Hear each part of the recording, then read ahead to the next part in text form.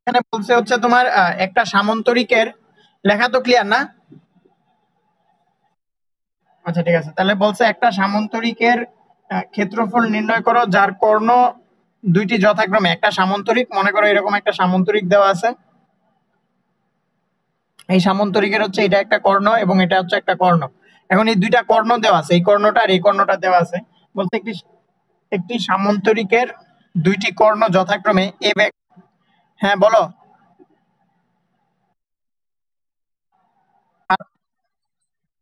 আচ্ছা তাহলে সামান্তরিকের দুইটি কর্ণ দেওয়া থাকলে সামান্তরিকের ক্ষেত্রফল নির্ণয়ের সূত্রটা কি?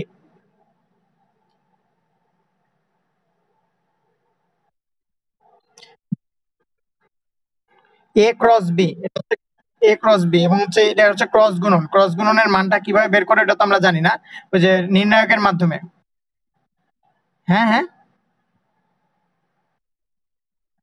ক্রস আর ডট গুণন তো এক না। একটা ফোঁটা দেওয়া থাকলে ওটা ডট গুণন, আর এরকম দেওয়া থাকলে এটা ক্রস গুণন। তাহলে আই জে কে, এই ভেক্টরের মান দেওয়া ছিল কত? 3i, 3i cap plus 7j cap minus 2k cap. আর বি ভেক্টরের মান দেওয়া ছিল দুইটা সামান্তরিক, একটা সামান্তরিকের দুইটা কর্ণ, বি ভেক্টরের মান দেওয়া আছে i cap minus 3j cap plus 4k cap. A vector আর বি ভেক্টরের মান দেওয়া আছে। এখন হচ্ছে আমার কি করতে বলছে, এখান থেকে সামান্তরিকের ক্ষেত্রফল বের করতে বলছে। তাহলে সামান্তরিকের ক্ষেত্রফলের আমরা সূত্রটা জানি কি, হাফ ইন্টু তোমার এই যে এ ক্রস বি। তাহলে এ ক্রস বি এর মান কিভাবে, আই ক্যাপের জায়গায় হচ্ছে 3 হবে, আই ক্যাপের সহগ জে ক্যাপের 1 আর কে ক্যাপের -2, আর বি ভেক্টরে হচ্ছে আই ক্যাপের 1 আর জে ক্যাপের -3 আর কে ক্যাপের 4। তারপরে হচ্ছে আমরা হাফ লিখবো। আর হচ্ছে এখানে কি করব, এখানে হচ্ছে আমরা কিন্তু আগে অনলি মানটা বের করে নিতেছি। এটা মডিউলাস দেওয়া মানে হচ্ছে এগুলোর উপরে মডিউলাস দেওয়া মানে শুধু আগে হচ্ছে অবস্থান ভেক্টর বের করে নিতেছি, এ ভেক্টর আর এ ক্রস বি ভেক্টরের অবস্থান ভেক্টরটা বের করব, তারপরে ওটার মানটা বের করব। তাহলে অনলি যদি অবস্থান ভেক্টরটা আমরা মান বের করি তখন হচ্ছে আমরা এটা লিখতে হবে a vector cross b vector. অবস্থান ভেক্টর বের করা মানে এ ভেক্টর ক্রস বি ভেক্টরের অবস্থান বা লব্ধিটা বের করা। তাহলে যদি আমরা লব্ধিটা বের করি তখন হচ্ছে এখানে কি লিখবো, আই ক্যাপ, এখানে হচ্ছে 4 একে 4 মাইনাস মাইনাসে মাইনাসে প্লাস হয়ে যাবে, 3 দুগুণে 6 minus J cap, J cap হচ্ছে এটা আর এটা বাদ যাবে, 3 4 12 আর মাইনাসে মাইনাসে প্লাস হয়ে যাবে 2 প্লাস কে ক্যাপ, কে ক্যাপ হচ্ছে এইটা এটা বাদ, 3 3 9 -9 আর হচ্ছে এখানে -1। তাহলে হচ্ছে আমরা যদি ক্যালকুলেশন করি তাহলে এখানে আসে -2i cap -2i cap -14 J cap আর হচ্ছে -14, 14 না sorry 10 K cap, 10 K cap. তাহলে হচ্ছে এবার এটা যদি অনলি মানটা বের করি তাহলে modulus a vector cross b vector, এটা হচ্ছে মডিউলাস এর এটা নির্ণায়ক। Modulus a vector cross b vector only মান বের করলে 2 এর সহগ -2 হোল স্কয়ার, 14 জে এর সহগ -14 হোল স্কয়ার, কে এর সহগ প্লাস -10 হোল স্কয়ার। তাহলে এখানে টোটাল আসে হচ্ছে মানটা রুট ওভার 4 প্লাস 14 14 হচ্ছে 196 প্লাস 10 10 হচ্ছে 100, তাহলে হচ্ছে √300, √300। হ্যাঁ √300, তাহলে হচ্ছে তাহলে ক্ষেত্রফলটা কত হবে, হাফ ইন্টু √300। এত কি তোমার একক আর কি, যত আসে তাহলে ক্যালকুলেশন করলে আসে 8.66, 8.66 এত বর্গ একক। হ্যাঁ তাহলে বুঝতে পারছো তো, এটা এটা তো বুঝতে পারছো না? তারপরে আসি হচ্ছে আমরা পদার্থবিজ্ঞানের ক্যালকুলাস। তারপরে আমরা আসি হচ্ছে পদার্থবিজ্ঞানের ক্যালকুলাস, আমাদের লাস্ট টপিকস ভেক্টরের পদার্থবিজ্ঞানের। হ্যাঁ এই চ্যাপ্টারের লাস্ট টপিকস পদার্থবিজ্ঞানের ক্যালকুলাস। আচ্ছা তাহলে পদার্থবিজ্ঞানের ক্যালকুলাস এখানে হচ্ছে কি কি বিষয় নিয়ে আলোচনা করে, তাহলে এখানে হচ্ছে আলোচনা করে মেইনলি হচ্ছে তোমার কোনো একটা বস্তুর স্মরণের পরিবর্তন। আচ্ছা ক্যালকুলাস যদি বলতে কি বোঝায়, তাহলে আমরা যদি শুরু করি একেবারে শুরু থেকে, ক্যালকুলাস আসলে বলতে কি বোঝায়, ক্যালকুলাস কে আবিষ্কার করছে, ক্যালকুলাস আবিষ্কার করছে মেইনলি নিউটন। লিবনিজও আবিষ্কার করছিল বাট লিবনিজকে স্বীকৃতি দেওয়া হয় নাই, নিউটনকে হচ্ছে ক্যালকুলাসের আবিষ্কার ধরা হয়। ক্যালকুলাসকে দুইটা পার্টে বিভক্ত করা যায়, একটা হচ্ছে ইন্টিগ্রাল ক্যালকুলাস আর একটা হচ্ছে ডিফারেনশিয়াল ক্যালকুলাস, অথবা আমরা যদি বাংলায় বলি তাহলে হচ্ছে অন্তরীকরণ। অন্তরীকরণ যেটা মানে হচ্ছে আরেকটা নাম হচ্ছে রেট অফ চেঞ্জ, পরিবর্তনের হার যেটা হিসাব করে রেট অফ চেঞ্জ, পরিবর্তনের হার হিসাব করে, যেটাকে ddx দ্বারা প্রকাশ করা হয়, ddx দ্বারা প্রকাশ করা হয়। আরেকটা হচ্ছে যোগজীকরণ বা ইন্টিগ্রাল ক্যালকুলাস, যোগজীকরণ ইন্টিগ্রাল ক্যালকুলাস। এটা হচ্ছে যোগজীকরণ, নামটা শুনে হচ্ছে বোঝা যাচ্ছে অনেকগুলো ছোট ছোট অংশ যোগ করে একটা বড় অংশের পরিমাপ নির্ণয় করে। আর যোগজীকরণকে পরিমাপ করা হয় সামেশনের এসটাকে একটু বড় করে লেখে, এরকম এস লেখে, বড় করে লেখা আর কি, এসটাকে একটু বড় করে লেখা হয়, এটা এই চিহ্নটা দেওয়া হয়। আর হচ্ছে তোমার একটা ডিএক্স থাকে, মাঝখানে যে কোনো উপাদান থাকতে পারে, আর এখানে লাস্টে একটা ডিএক্স থাকে, যেমন হচ্ছে ইন্টিগ্রেশন 2x dx, এরকম হচ্ছে এটার হচ্ছে যোগজীকরণ এভাবে প্রকাশ করা হয়। আর ডিফারেন্সিয়েশন করা হয় ddx, ddx মনে করো 2x, এরকম ddx 2x এরকম মনে করো হচ্ছে যোগজীকরণ। তাহলে ইন্টিগ্রেশন, ডিফারেন্সিয়েশন আর ইন্টিগ্রেশন, হ্যাঁ, দুইটা নির্ণয়ের আলাদা আলাদা সূত্র আছে। আমরা সূত্রগুলা দেখবো। সূত্রগুলা দেখার আগে হচ্ছে আমরা এগুলো নিয়ে আরেকটু জেনে নেই। অন্তরীকরণ বা রেট অফ চেঞ্জ বলতে বোঝায় হচ্ছে পরিবর্তনের হার, বা হচ্ছে তোমার একটা বড় অংশকে ক্ষুদ্র ক্ষুদ্র অংশে বিভক্তকরণ। মনে করো একটা বড় অংশকে ক্ষুদ্র ক্ষুদ্র অংশে বিভক্তকরণ, এই যে ক্ষুদ্র ক্ষুদ্র অংশে বিভক্ত করতেছি, এটা হচ্ছে অন্তরীকরণ করে এভাবে করা হয়। আর যোগজীকরণ হচ্ছে এই ক্ষুদ্র অংশটাকে ক্ষুদ্র ক্ষুদ্র যোগ করে একটা বড় অংশে রূপান্তর করা, মানে হচ্ছে অন্তরীকরণ এবং যোগজীকরণ সম্পূর্ণ পরস্পর একটা আরেকটার বিপরীত। এতটুকু বুঝতে পারছো?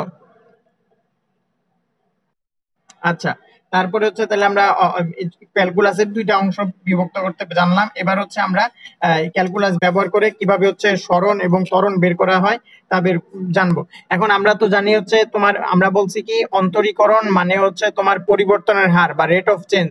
এখন আবার আমরা এটাও জানি, হচ্ছে যদি হচ্ছে সরণের পরিবর্তনের হারকে কি বলে? ত্বরণ, বেগ বলে। আর বেগের পরিবর্তনের হারকে ত্বরণ বলে।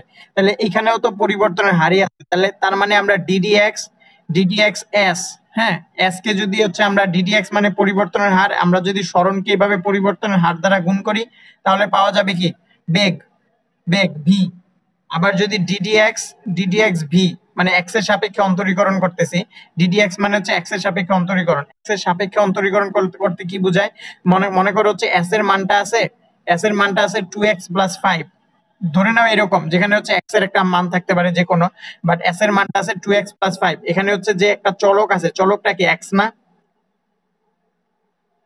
চলকটা x, তখন হচ্ছে ওই dx এর সাপেক্ষে অন্তরীকরণ করব। যদি এখানে থাকতো হচ্ছে a, তখন আমরা লিখতাম dda = 2a + 5, যেন হচ্ছে পরিবর্তনের হারটা যার সাপেক্ষে করা হয় ওইটাও যেন একরকম থাকে আর কি। জিনিসটা বুঝছো? আমরা যখন আরো ম্যাথ করব তখন আরো বিস্তারিত বুঝতে পারবো। জাস্ট এতটুকু জেনে রাখো, যখন হচ্ছে সরণকে ddx সরণকে অন্তরীকরণ করা হয়, অথবা সরণকে s কে যখন অন্তরীকরণ বা ডিফারেন্সিয়েশন করা হয় তখন বেগ পাওয়া যায়, আর বেগকে যখন অন্তরীকরণ বা ডিফারেন্সিয়েশন করা হয় তখন ত্বরণ পাওয়া যায়। বুঝতে পারছো বিষয়টা?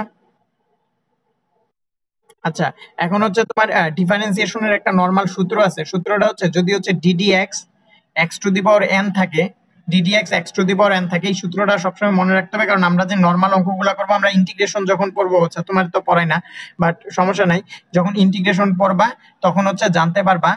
এটা হচ্ছে তোমার ইন্টিগ্রেশনের বেলায় হচ্ছে ডিফারেন্সিয়েশনের বেলায় হচ্ছে ddx x⁴n n টা সামনে হয়, x⁴n - 1 হয়, এরকম হয়। ইন্টিগ্রেশনে আরে বারবার ভুল বলতেছি, ডিফারেন্সিয়েশনে ddx x⁴n n টা সামনে চলে আসবে, পাওয়ারটা সামনে চলে আসবে, x⁴n - 1 হবে। যেমন আমরা যদি একটা উদাহরণ দেই, যেমন ddx x⁵, তাহলে এখানে পাওয়ার আছে কত? 5, তাহলে 5 টা সামনে চলে আসবে, আর x এর পাওয়ার থেকে 1 কমে যাবে, তাহলে x⁵ - 1। তার মানে হচ্ছে x⁵ কে যখন আমরা ডিফারেন্সিয়েশন করি তখন পাই 5x⁴। বুঝতে পারছো বিষয়টা? আচ্ছা, যেমন হচ্ছে আমরা যদি আরেকটা অন্তরীকরণ করি, কারণ এই অন্তরীকরণটা সামনে যখন ম্যাথ করব তখন লাগবে, জন্য আমরা আরেকটু প্র্যাকটিস করি। যেমন ddx 2x, এটাকে অন্তরীকরণ করব। এটাকে অন্তরীকরণ করলে কি হয়? মনে রাখবা সবসময়, ধ্রুবক রাশিকে অন্তরীকরণ করলে 0 হয়, বাট ধ্রুব রাশিটা যদি কোনো রাশির সাথে গুণাকারে থাকে, তখন ওই ধ্রুব রাশিটাকে সবার সামনে এনে বাকি চলক, হ্যালো বলতেছি, যদি ধ্রুব রাশিকে অন্তরীকরণ করা হয়, যেমন মনে করো হচ্ছে ddx 2, তাহলে 2 কে যদি অন্তরীকরণ করো, ধ্রুব রাশিকে অন্তরীকরণ করলে ওইটার মান হয় 0। শুধু ধ্রুব রাশিকে অন্তরীকরণ করলে মান হয় 0, বাট ধ্রুব রাশির সাথে যদি চলক গুণাকারে থাকে তখন অন্তরীকরণ করার বেলায় ধ্রুব রাশিটাকে সামনে এনে ডিডিএক্স এক্স লিখতে হয়, এরকম লিখতে হয়।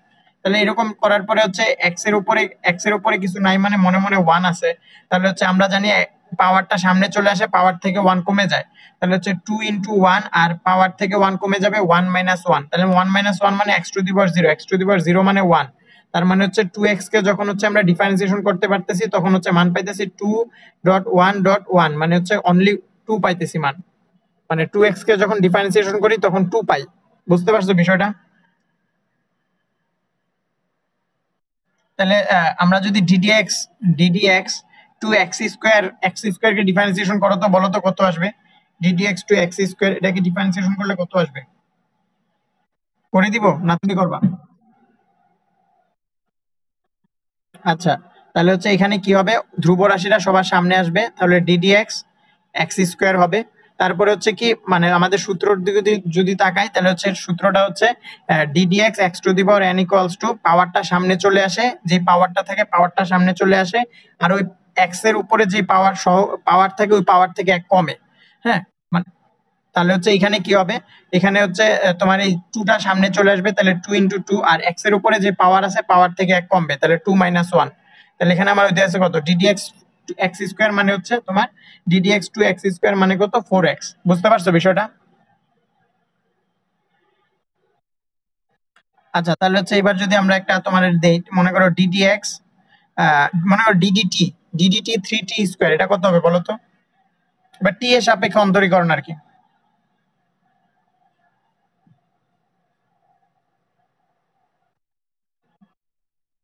60 হবে না, মানে হচ্ছে যে তোমার 3 ইনটু সবার সামনে চলে আসবে, আর 2টা হচ্ছে ইনটু 2 হবে, আর t এর উপরে পাওয়ার 2 - 1 মানে হচ্ছে 60, এটা হবে। বুঝতে পারছো না বিষয়টা? আচ্ছা, তাহলে হচ্ছে আমরা অন্তরীকরণ বুঝতে পারলাম। এখন হচ্ছে তাহলে অন্তরীকরণ আমরা এটাও শিখলাম, তাহলে সময় সাপেক্ষ অন্তরীকরণের আর কি, যখন টিটা ছিল সময় সাপেক্ষ অন্তরীকরণ বুঝাইছে। তাহলে হচ্ছে যেমন আমরা যদি একটা এবার উদাহরণ করি তাহলে হচ্ছে আমাদের বিষয়টা আরো ক্লিয়ার হবে। যেমন এখানে দেওয়া আছে একটি সরল রেখার উপরে বস্তুর অবস্থান দেওয়া আছে, এক্স এর মান দেওয়া আছে, অবস্থান টি এর সাপেক্ষে, টাইমের সাপেক্ষে অবস্থান দেওয়া আছে -16t² প্লাস 16t প্লাস 32, এটা দেওয়া আছে। এখানে বলতে হচ্ছে তাহলে বস্তুর বেগ কত? তাহলে অবস্থান বলতে হচ্ছে বস্তুর অবস্থান বা সরণ বোঝানো হচ্ছে, সময় সাপেক্ষে বস্তুর সরণ বোঝানো হচ্ছে, বস্তুর বেগ চাইছে। তাহলে বস্তুর বেগ বা ভি ইকুয়ালস টু আমরা কি লিখতে পারি? ভি ইকুয়ালস টু আমরা লিখতে পারি dxt বাই টি এর সাপেক্ষে, তাহলে ডিটি মানে এক্স এর সাপেক্ষে মানে হচ্ছে dxt, অথবা আমরা অনলি ডিটি লিখতে পারি। এটা মানে হচ্ছে অবস্থান, তো এজন্য হচ্ছে টি এর সাপেক্ষে অবস্থান ভেক্টর, এজন্য হচ্ছে আমরা dxt লিখছি। হ্যাঁ, dxt আর ডিটি টি এর সাপেক্ষে কি অন্তরীকরণ। তাহলে এটার বদলে হচ্ছে আবার আমরা লিখতে পারি ddt, আর এখানে হচ্ছে যে dxt ইকুয়ালস টু কত, -16t² প্লাস 16t প্লাস 32। তাহলে হচ্ছে এখানে হচ্ছে সবগুলো আলাদা আলাদা ইন্ডিভিজুয়াল ডিফারেন্সিয়েশন হবে। তাহলে ইন্ডিভিজুয়াল ডিফারেন্সিয়েশন হলে ডিডিটি কে যদি -16t দ্বারা দ্বারা যদি -16t² কে আমরা ডিফারেন্সিয়েশন করি তখন এখানে কি পাই, -16টা সবার সামনে চলে আসবে, আর এই যে পাওয়ারটা একটু সামনে আসবে, আর পাওয়ার থেকে 1 কমবে। তাহলে t 2 - 1, তারপরে প্লাস এই 16টিকে যদি ডিডিটি দ্বারা ডিফারেন্সিয়েশন করি। হ্যাঁ বলো। এখানে বলতেছে হচ্ছে একটা বস্তুর অবস্থান ভেক্টর দেওয়া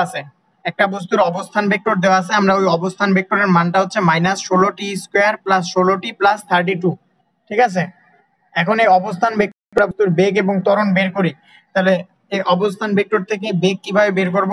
অবস্থান ভেক্টরকে যদি আমি সময় সাপেক্ষে ডিফারেন্সিয়েশন করি তাহলে বেগ পাওয়া যাবে, আর ওই বেগকে যদি এরপরে আবার সময় সাপেক্ষে ডিফারেন্সিয়েশন করি তাহলে ত্বরণ পাওয়া যাবে। তাহলে আমি অবস্থান ভেক্টরের মানটা দেওয়া আছে টি এর সাপেক্ষে, এজন্য আমরা ডিডিটি অন্তরীকরণ নিছি, কারণ যেই চলকটা থাকবে ওই চলকের অন্তরীকরণ দ্বারাই হচ্ছে তোমার, মানে যেই চলকটা থাকবে ওইটার অন্তরীকরণই করতে হবে। এজন্য যেহেতু এখানে চলকটা আছে t², এজন্য হচ্ছে আমরা ডিডিটি নিছি, ডিডিটি এর সাপেক্ষে হচ্ছে তোমার 16t² কে অন্তরীকরণ করব। তাহলে হচ্ছে আমরা ডিডিটি আর হচ্ছে যে অবস্থান ভেক্টরটা দেওয়া ছিল ওইটা নিছি। এখন এখানে হচ্ছে প্লাস আকারে আছে, তার মানে প্রত্যেকটা অংশকে হচ্ছে আমরা আলাদা আলাদা অন্তরীকরণ করব। তাহলে আলাদা আলাদা অন্তরীকরণ করলে হচ্ছে আমরা ডিডিটি যে মানটা দেওয়া আছে ওটা লিখছি, লেখার পরে প্রথম অংশকে অন্তরীকরণ করছি, প্লাস এবার দ্বিতীয় অংশকে অন্তরীকরণ করব। তাহলে দ্বিতীয় অংশকে অন্তরীকরণ করলে কি হবে, ধ্রুব মানটা আগে চলে আসবে, আর টি এর উপরে এখানে কিছু নাই মানে 1 আছে, তাহলে 1, আর টি এর উপরে একটা যে মানটা আছে এটার থেকে এক কমবে, 1 - 1 প্লাস 32 আছে। 32 হচ্ছে কি ধ্রুব রাশি, ধ্রুব রাশিকে অন্তরীকরণ করলে বলছি হচ্ছে আমরা 0 হয়, তাহলে ডিরেক্ট 0 লিখে ফেললাম, এটা আর কিছু করার নাই। তাহলে এবার কি হবে, তাহলে এখানে 16 দুগুণে 32 -32 টি টু দি পাওয়ার 2 - 1 মানে অনলি 2 টি, তাহলে -32 টি, আর এখানে হচ্ছে প্লাস এখানে 16 আর হচ্ছে টি টু দি পাওয়ার 1 - 1 মানে টি to the power 0, T to the পাওয়ার 0 মানে 1, তাহলে হচ্ছে আমাদের মান আসতেছে কত, -32 টি প্লাস 16, এটা আসতেছে হচ্ছে আমাদের কি বেগের মানটা, বুঝতে পারছো? এবার যদি আমাদের বলে এই বেগ থেকে হচ্ছে ত্বরণ বের করো, তাহলে ত্বরণ ইকুয়ালস টু আমরা জানি ডিভি ডিটি, তাহলে ডিডিটি ভি এর মান কত, ভি এর মান হচ্ছে -32 টি প্লাস 16 বা 16, তাহলে হচ্ছে এখানে কি আসতেছে, এখানে তাহলে হচ্ছে এই আলাদা আলাদা অন্তরীকরণ হবে, এই অংশটা একবার অন্তরীকরণ, এই অংশটা একবার অন্তরীকরণ, তাহলে এই অংশটাকে যদি আমরা অন্তরীকরণ করি তাহলে হচ্ছে আমরা আলাদা আলাদা লিখি, তোমার বোঝার জন্য আলাদা আলাদা, তুমি এমনি শুরুতে করতেছো তো আলাদা আলাদাই করো, তাহলে হচ্ছে তোমার সুবিধা হবে। ডিডিটি 16 এমনি আলাদা লেখা নিবা, তাহলে হচ্ছে তোমার সুবিধা হবে। তাহলে এখানে -32 হচ্ছে ধ্রুবমান, তাহলে -32 লিখলাম, আর ডিডিটি টি, আর আমরা জানি হচ্ছে টি, আচ্ছা আলাদাই করি, আর হচ্ছে এখানে ডিডিটি 16 কে অন্তরীকরণ করলে ডিরেক্ট 0 হয়ে যায়, আর হচ্ছে এখানে -32 আর টি এর উপরে কিছু নাই মানে হচ্ছে 1 আছে, তাহলে এই যে 1টা লিখলাম, তারপরে হচ্ছে কি হবে, এই টি এর উপর থেকে হচ্ছে পাওয়ার 1 কমে যাবে, টি টু দি পাওয়ার 1 - 1 প্লাস 0, তাহলে হচ্ছে টি টু দি পাওয়ার 1 - 1 মানে কত হচ্ছে অনলি 1, টি টু দি পাওয়ার 0 মানে হচ্ছে 1, তাহলে এখানে -32, তাহলে ত্বরণের মান আসছে -32। আচ্ছা, এখন হচ্ছে এখানে আমরা যে এই অংশটা করলাম, এই অংশটা আমরা এখান থেকেই করে ফেলতে পারতাম, এই অংশটা আমি বারবার করছি হচ্ছে একটা জিনিস ক্লিয়ার করার জন্য, যে কোনো একটা রাশির উপরে কিছু না থাকলে ওই রাশিটাকে অন্তরীকরণ করলে 1 পাওয়া যায়, মানে হচ্ছে এখানে ডিডিটি টি ছিল, টি কে অন্তরীকরণ করছি 1 পাওয়া গেছে, যেমন 2টি যদি থাকতো, ডিডিটি কে যদি আমি 2টি দ্বারা করতাম তাহলে এখানে টি কে অন্তরীকরণ করলে 1 পাওয়া যাবে, তাহলে ডিডিটি 2টি ইকুয়ালস টু আমরা লিখতাম ডাইরেক্ট 2, বুঝতে পারছো বিষয়টা? যদি ডিডিটি 3টি থাকতো তখন হচ্ছে আমরা ডাইরেক্ট লিখলাম 3, মানে ডিডিটি কে টি এর সাপেক্ষে যদি 3টি কে অন্তরীকরণ করা হয় তাহলে অনলি পাওয়া যাবে 3, এই জিনিসটা বোঝার জন্য আমি এতবার অংশটা করলাম, বুঝতে পারছো না বিষয়টা? আচ্ছা, তাহলে হচ্ছে আমি তোমাকে এবার একটা ম্যাথ করতে দিব, দেখি তুমি পারো কিনা। আচ্ছা, ম্যাথটা হচ্ছে মনে করো একটা রাশির মান, একটা রাশির হচ্ছে অবস্থান ভেক্টর। আচ্ছা, একটা রাশির একটা কি হয়েছে, তাহলে বলছে একটা রাশির অবস্থান ভেক্টর, মনে করো অবস্থান ভেক্টরকে এস দ্বারা প্রকাশ করি, এস এরপর হচ্ছে এক্স এর সাপেক্ষে একটা রাশির অবস্থান ভেক্টর মনে করো হচ্ছে তোমার -3 to the power -2 plus 5t cube plus 6, হ্যাঁ, অবস্থান ভেক্টর, এই রাশিটির বেগ বের করো এবং এই রাশিটির ত্বরণ বের করো, শুরু করো। আমি এবার বের করি, হ্যাঁ, তাহলে এখানে হচ্ছে আমাদের বেগ বের করতে বলছিল, একটা অবস্থান ভেক্টর দেওয়া আছে এটার থেকে বেগ বের করতে বলছে, তাহলে হচ্ছে আমরা কি করব, এখানে বলছি কি টি এর সাপেক্ষে, তাহলে আমাদের এখানে টি লিখতে হবে, যেহেতু হচ্ছে টি একটা চলক দেওয়া আছে এখানে টি লিখতে হবে, এস ধরে নিয়ে হচ্ছে অবস্থান vector s t equals to হচ্ছে -3t t inverse two 5t cube plus 6, তাহলে এখানে যদি আমরা বেগ বের করি, বেগ ইকুয়ালস টু লিখবো ডিডিটি এস এস টি এরকম, এরপরের লাইনটা হবে ডিডিটি এই এস টি এর জায়গায় হচ্ছে আমরা লিখবো -3t inverse plus 5t cube plus 6, তারপর হচ্ছে আমরা একটু, যেহেতু আমরা শুরুতে করতেছি এই জন্য আমরা আলাদা আলাদা করে নিই যাতে হচ্ছে আমরা বুঝতে পারি বিষয়টা, তাহলে -3t inverse plus DDT 5t cube plus DDT 6 আলাদা আলাদা করে নিলাম। এবার হচ্ছে আমাদের সূত্রে ডিরেক্ট পালাবো, তাহলে সূত্রটা হচ্ছে কি ধ্রুবপদ থাকলে ধ্রুবপদটা সবার আগে নিয়ে আসতে হয়, তাহলে -3 লিখলাম, তারপরে যে পাওয়ারটা থাকে পাওয়ারটা সামনে আনতে হয়, আর পাওয়ার থেকে 1 কমে যায়, তার মানে হচ্ছে টি টু দি পাওয়ার -2 -1 প্লাস এখানে হবে ডিডিটি, ধ্রুবপদটা সামনে নিয়ে আসবো, পাওয়ার যেটা আছে পাওয়ারটা সামনে নিয়ে আসবো, আর পাওয়ার থেকে 1 কমে যাবে, তাহলে টি -3 - 1 প্লাস এখানে ধ্রুবপদ আছে, ধ্রুবপদ প্লাস 0, তাহলে হচ্ছে এখানে আসতেছে কত মাইনাস মাইনাসে প্লাস, তাহলে 6t ইনভার্স 3 প্লাস 15। হ্যাঁ এটা আসছিল তোমার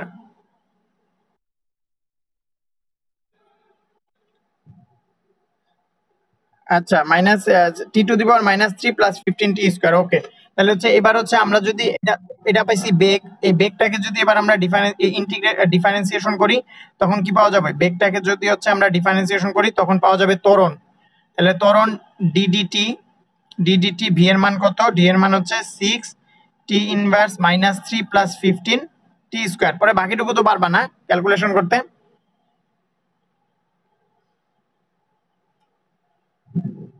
কত আসে উত্তর? তাহলে এখানে ক্যালকুলেশন করলে -3 সামনে চলে আসবে, তাহলে 6 ইন্টু -3 আর পাওয়ার টি এর উপরে আরো -3 থেকে আরো 1 কমবে, আর হচ্ছে এখানে 15 আর t² কে যখন ডিফারেন্সিয়েশন করব তখন হচ্ছে পাওয়ারটা সামনে চলে আসবে আর পাওয়ার থেকে 1 কমে যাবে। তাহলে করলে হচ্ছে এখানে পাওয়া যায় -18t⁻⁻4 প্লাস 30t, এটাই না? তাহলে আমরা পারছি না, তাহলে হচ্ছে আমাদের আচ্ছা তারপর হচ্ছে ইন্টিগ্রাল ক্যালকুলাসের সাহায্যে হচ্ছে বল কাজ নির্ণয় করা যায়। ইন্টিগ্রেশন ক্যালকুলাসের মাধ্যমে হচ্ছে কাজ নির্ণয় করা যায়। যেখান থেকে প্রশ্ন আসে না তবুও যদি হচ্ছে তুমি বই রিডিং করবা, বই রিডিং করে পড়াটা বুঝতে চেষ্টা করবা। জাস্ট আমি একটু হিন্টস দিয়ে দিই আসলে কিভাবে ঘটনাটা ঘটে, ইন্টিগ্রেশন ক্যালকুলাসের মাধ্যমে কিভাবে জাস্ট একটু কাজটা বের করতে হয়। যেহেতু তুমি শুরুতে আসো, সবকিছু নিয়ে হচ্ছে ধারণা করতে হবে। ইন্টিগ্রেশনের মাধ্যমে হচ্ছে বলছি কি একটা ক্ষুদ্র অংশকে হচ্ছে কি করা হয়, জোড়া লাগিয়ে একটা বড় অংশের আয়তন বা ক্ষেত্রফল নির্ণয় করা হয়। ঠিক আছে, তাহলে হচ্ছে মনে করো আমার এতটুকু জায়গা দেওয়া আছে, এখন মনে করি এরকম একটা জায়গা দেওয়া আছে, এখন বলছে এই জায়গাটা হচ্ছে এই জায়গাটার ক্ষেত্রফল বের করতে। তাহলে এই জায়গাটার ক্ষেত্রফল বের করার জন্য হচ্ছে নিচের দিকে লম্ব আছে, বলছে এই জায়গাটার ক্ষেত্রফল বের করতে। তাহলে এই জায়গাটার ক্ষেত্রফল বের করার জন্য হচ্ছে আমাদের কি করতে হবে, যে কোনো একটা অংশ নিতে হবে, পরে অংশটাকে জোড়া লাগিয়ে পুরোটা অংশের ক্ষেত্রফল বের করব। তাহলে হচ্ছে আমরা এই অংশটাকে যদি এই ক্ষেত্রফলটাকে যদি আমরা ভাগ করে নেই, মানে যদি লম্ব এঁকে x অক্ষের উপরে লম্ব এঁকে যদি আমরা ভাগ করে নেই, তারপরে হচ্ছে মনে করো আমরা একটা অংশ নিলাম, এই অংশটা নিলাম xi, এই অংশটা নিলাম xi, এবং হচ্ছে শেষের দিকে এরকম আরেকটা অংশ নিলাম, এই অংশটা নিলাম xf। ঠিক আছে, এবং হচ্ছে এই দুইটা অংশের মধ্যবর্তী যে কোনো একটা ডিসটেন্স নিলাম, মনে করো এই ডিসটেন্সটা নিলাম, এই ডিসটেন্সটার নাম দিলাম হচ্ছে ডেল এক্স। এই যে মাঝখানের যে মধ্যবর্তী ডিসটেন্সটা মানে হচ্ছে কি বলবো, xf minus xi, xf minus x1 equals to হচ্ছে ডেল এক্স। তাহলে হচ্ছে এই ডেল এক্স হচ্ছে তোমার কি মধ্যবর্তী দূরত্ব না, ডেল xf এবং xi এর মধ্যবর্তী দূরত্ব না।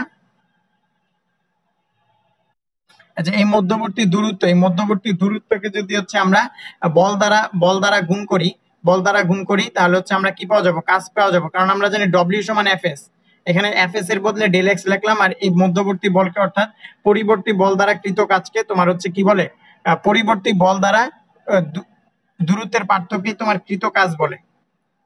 পরিবর্তী বল দ্বারা যদি দূরত্বের পরিবর্তন করা হয় তাহলে হচ্ছে কৃত কাজ পাওয়া যায়। তাহলে ডেল এক্স ইন্টু এফ সমান ডব্লিউ। এখানে হচ্ছে এইভাবে হচ্ছে তোমার ইন্টিগ্রেশনের মাধ্যমে কোনো একটা অংশের হচ্ছে কৃত কাজের পরিমাণ নির্ণয় করা যায় আর কি। এই নিয়ে হচ্ছে ছোটখাটো একটু আলোচনা করছে, এখান থেকে ম্যাথ আসে না, জাস্ট এতটুকু একটু ধারণা দিয়ে দিছি ইন্টিগ্রেশন আসলে কিভাবে কোন অংশটার কাজ করে। আমরা যখন ম্যাথ করব তখন হচ্ছে আরো বিস্তারিত জানতে পারবো। যে দশম অধ্যায় ইন্টিগ্রেশন আছে, তোমাদের ফার্স্ট পেপারে দশম অধ্যায় ইন্টিগ্রেশন আছে, ওখানে হচ্ছে বিস্তারিত আরো জানা যায়, বুঝছো? এখন ইন্টিগ্রেশনের আসলে দুইটা পার্ট, হ্যাঁ ইন্টিগ্রেশনের দুইটা পার্ট থাকে, একটা হচ্ছে তোমার ইনডিফিনিট ইন্টিগ্রেশন আর একটা হচ্ছে ডেফিনিট ইন্টিগ্রেশন। হ্যাঁ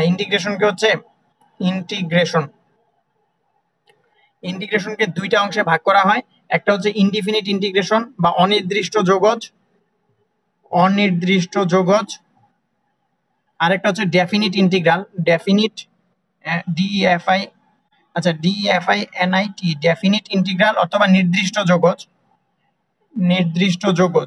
তাহলে নির্দিষ্ট যোগজ আর অনির্দিষ্ট যোগজের মধ্যে পার্থক্য হচ্ছে ইন্টিগ্রেশনকে তো হচ্ছে এরকম একটা চিহ্ন দ্বারা প্রকাশ করা, সামেশনের এসটাকে বড় করে ইন্টিগ্রেশন লেখা হয়। এবং ইন্টিগ্রেশনের যখন হচ্ছে তোমার উপরে নিচে আপার লিমিট লোয়ার লিমিট দেওয়া থাকবে, আপার লিমিট লোয়ার লিমিট কি পরে জানতে পারবা, জাস্ট জেনে রাখো উপরে নিচে যখন হচ্ছে আপার লিমিট লোয়ার লিমিট দেওয়া থাকবে, যেমন হচ্ছে উপরে মনে করো 5 দেওয়া আর নিচে 2 দেওয়া, তারপর হচ্ছে আমরা কি বলছি ইন্টিগ্রেশনের একটা বাইরে এরকম dx থাকে এবং হচ্ছে মাঝখানে আমাদের মানটা থাকে, যেটা এরকম 5x। তাহলে এটা হচ্ছে তোমার একটা হচ্ছে নির্দিষ্ট যোগজ, যেখানে আপার লিমিট লোয়ার লিমিট দেওয়া থাকবে বা একটা বাউন্ডারি দেওয়া থাকবে। ওই বাউন্ডারির ভিতরে হচ্ছে যদি আমাদের ক্ষেত্রফলটা বের করতে বলে, তখন ওই ধরনের ইন্টিগ্রেশনকে বলা হয় ডেফিনিট ইন্টিগ্রাল বা নির্দিষ্ট যোগজ। আর যদি আপার লিমিট লোয়ার লিমিট এরকম না দেওয়া থাকে, অনলি হচ্ছে ইন্টিগ্রেশন 5x dx এরকম দেওয়া থাকে, তখন ওই ইন্টিগ্রেশনটাকে বলা হয় অনির্দিষ্ট যোগজ, যেখানে কোনো বাউন্ডারি নাই। বাউন্ডারি ছাড়া হচ্ছে আমাদের কোনো একটা কিছুর মান বের করলে ওখানে মানটা এক্সাক্ট আসে না, এজন্য এটাকে বলা হয় অনির্দিষ্ট যোগজ। আর বাউন্ডারি দেওয়া থাকলে মানটা এক্সাক্ট আসে, এজন্য এটাকে বলা হয় নির্দিষ্ট যোগজ। এই জিনিসগুলো নিয়ে হচ্ছে তোমার বইয়ে অল্প একটু আলোচনা আছে, তুমি রিডিং পড়বা, রিডিং পড়লে যে অংশগুলো না বুঝো তখন আমার প্রশ্ন করবা। বেশি বেশি বই পড়তে হবে, 9-10 এর মতো হচ্ছে বই না রিডিং পড়লে তুমি এখানে পারবা না।